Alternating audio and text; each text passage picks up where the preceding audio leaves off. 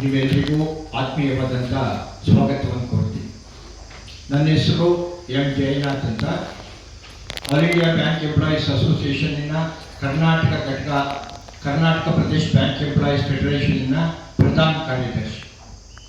ಇಲ್ಲಿ ನಮ್ಮ all India bank employees ಅಸೋಸಿಯೇಷನ್ನ ಪ್ರಧಾನ ಕಾರ್ಯದರ್ಶಿಯಾದಂಥ CH ವೆಂಕಟಾಚಲಂ ಇದ್ದಾರೆ. ಇವರು ಚೆನ್ನೈ ಹೆಡ್ ಕ್ವಾರ್ಟರ್ಸು. ಮತ್ತು ಕಾರ್ಯದರ್ಶಿಗಳಾದಂಥ ರಾಂಬಾಬು ಇದ್ದಾರೆ, ಅವರು ಆಂಧ್ರ ಪ್ರದೇಶ ತೆಲಂಗಾಣ. ಲಲಿತಾ ಜೋಶಿ ಮಹಾರಾಷ್ಟ್ರದಿಂದ ಬಂದಿದ್ದಾರೆ, ಅವರು ಕೂಡ ಸೆಕ್ರೆಟರಿ ಆಗಿದ್ದಾರೆ. ಮತ್ತು ಮ್ಯಾಕ್ಸಿ ಪೆರೇರಾ ಗೋವಾದಿಂದ ಬಂದಿದ್ದಾರೆ. ಮತ್ತು ಮೋದಿ ಅಂತಂದ್ಬಿಟ್ಟು ಅವರು ಮಧ್ಯಪ್ರದೇಶದಿಂದ ಬಂದಿದ್ದಾರೆ.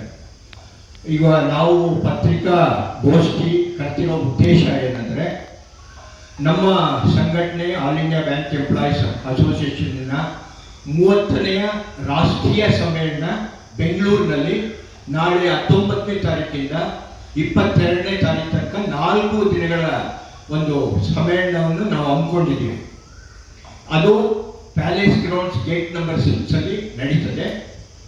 ಈ ಒಂದು ಸಮ್ಮೇಳನಕ್ಕೆ ದೇಶಾದ್ಯಂತ ಎಲ್ಲ ರಾಜ್ಯಗಳಿಂದ, ಅದು ಕಾಶ್ಮೀರ ಇರ್ಬೋದು, ಇಲ್ಲಿ ಕೆಳಗಡೆ ಇರ್ಬೋದು, ಮತ್ತೆ ನಾರ್ತ್ ಈಸ್ಟರ್ನ್ ಸ್ಟೇಟ್ಸ್ ಎಲ್ಲ ಸ್ಟೇಟ್ಸ್ ಇರ್ಬೋದು, ಎಲ್ಲ ಕಡೆಯಿಂದ ಪ್ರತಿನಿಧಿಗಳು 3000ಕ್ಕಿಂತ ಹೆಚ್ಚು ಪ್ರತಿನಿಧಿಗಳು ಬರ್ತಾರೆ.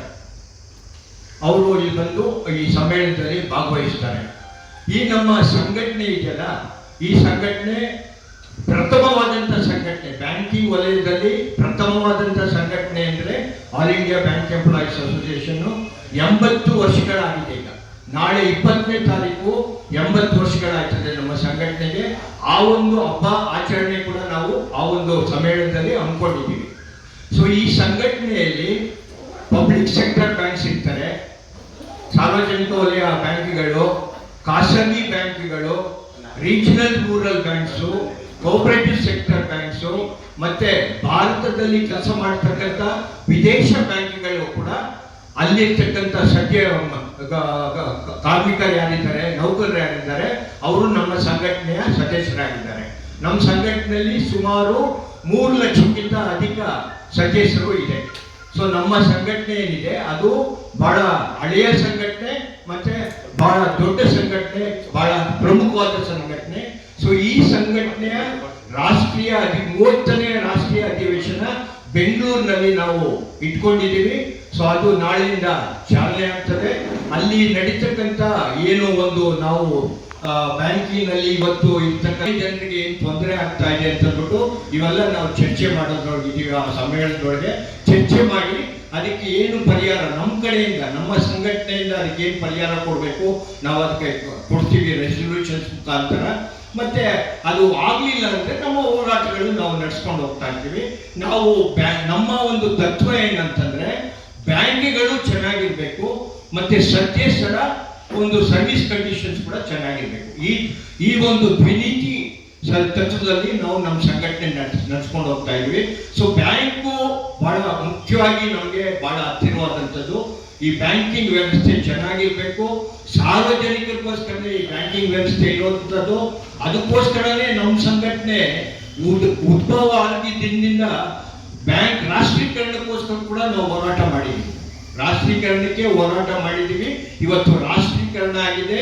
ರಾಷ್ಟ್ರೀಕರಣದಿಂದ ದೇಶದ ಮೂಲೆ ಮೂಲೆಗಳಲ್ಲಿ ಕೂಡ ಇವತ್ತು ಬ್ಯಾಂಕ್ಗಳಿಗೆ ಸೇವೆ ಕೊಡ್ತಾ ಇದೆ.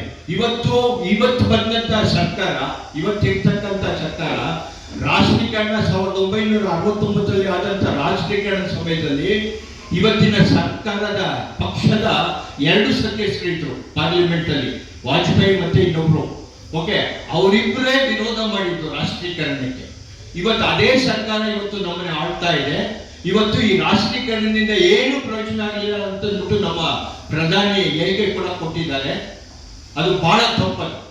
ಜನಗಳನ್ನ ತಪ್ಪು ದಾರಿಗೆ ಕರ್ಕೊಳ್ಳೋಂತ ಒಂದು ಹೇಳಿಕೆ.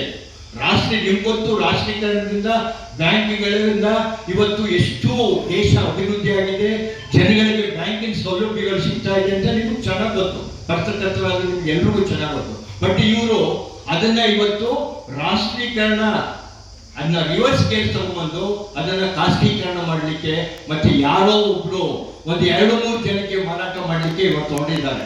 ಇವತ್ತು ನಮ್ಮ ಪಬ್ಲಿಕ್ ಸೆಕ್ಟರ್ ಬ್ಯಾಂಕ್ ಅಲ್ಲಿ 140 ಲಕ್ಷ ಕೋಟಿ ರೂಪಾಯಿ ಇದೆ ಇವತ್ತು ಡೆಪಾಸಿಟ್ಸ್ ಠೇವಣಿಗಳಿದೆ. 140 ಲಕ್ಷ ಠೇವಣಿ ಇದೆ. ಅದೆಲ್ಲ ಸಾಮಾನ್ಯ ಜನರ ಠೇವಣಿ, ಯಾವ ಅಂಬಾನಿದಲ್ಲ ಅಥವಾ ಅದಾನಿದಲ್ಲ, ಬಿರ್ಲಾದಲ್ಲ, ಟಾಟಾದಲ್ಲ. ಅದು ಸಾಮಾನ್ಯ ನಮ್ಮಂತ ನಿಮ್ಮಂತ ಸಾಮಾನ್ಯ ಜನರು ಹೂಡಿಕೆ ಮಾಡಿರ್ತಕ್ಕಂಥ ಬಂಡವಾಳ. ಅದು 140 ಲಕ್ಷ ಕೋಟಿ ಅಂದ್ರೆ ಸುಮಾರು ಕೇಂದ್ರ ಸರ್ಕಾರದ 5-6 ಬಜೆಟ್. ಅಂತ ಒಂದು ಸುರಕ್ಷಿತವಾಗಿರ್ತಕ್ಕಂಥ ಪಬ್ಲಿಕ್ ಸೆಕ್ಟರ್ ಬ್ಯಾಂಕ್ ಅಲ್ಲಿ ಅದನ್ನ ಪ್ರೈವೇಟೈಸೈಸ್ ಮಾಡಿ ಇವತ್ತು ಯಾರೋ ಪ್ರೈವೇಟ್ ವ್ಯಕ್ತಿಗಳಿಗೆ ಅದನ್ನ ಹಂಚಲಿಕ್ಕೆ ಹೋಗ್ತಾ ಇದ್ದಾರೆ. ಅದರ ವಿರುದ್ಧ ನಾವು ಪ್ರಬಲವಾದಂತ ಹೋರಾಟ ಮಾಡ್ಕೊಂಡು ಬರ್ತಾ ಇದ್ದೀವಿ. ಇನ್ನು ಮುಂದೆ ಕೂಡ ನಾವು ಮಾಡ್ತಾ ಇದ್ದೀವಿ. ಯಾವುದೇ ಕಾರಣಕ್ಕೆ ರಾಷ್ಟ್ರೀಕರಣ ಬ್ಯಾಂಕ್ ಇದು ಖಾಸಗೀಕರಣ ಮಾಡಲಿಕ್ಕೆ ನಾವು ಬಿಡೋದಿಲ್ಲ. ನಮ್ಮ ಸಂಘಟನೆ ಅದು ದೊಡ್ಡ ಸಂಕಲ್ಪ. ಸೊ ಇನ್ನೂ ಹೆಚ್ಚಿನ ವಿಚಾರಗಳು ನಿಮ್ಮ ಮುಂದೆ ಇದ್ದಾರೆ. ಅವರಿಗೆ ಕನ್ನಡ ಸ್ವಲ್ಪ ಅರ್ಥ ಆಗ್ತದೆ, ಕನ್ನಡ ಮಾತಾಡ್ಲಿಕ್ಕೆ ಆಗೋದಿಲ್ಲ. ಇಂಗ್ಲಿಷ್ನಲ್ಲಿ ನಿಮಗೆ ಸುದ್ದಿಗೋಷ್ಠಿ ಕೊಡ್ತಾರೆ.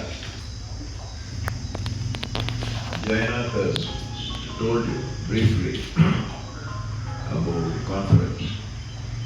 This is the 30th National Conference. Earlier, 1959 also, there was a conference on AIH at Bangalore. Then in 1985, there was a conference. Now, third time, Bangalore is hosting it. And as he said, throughout India,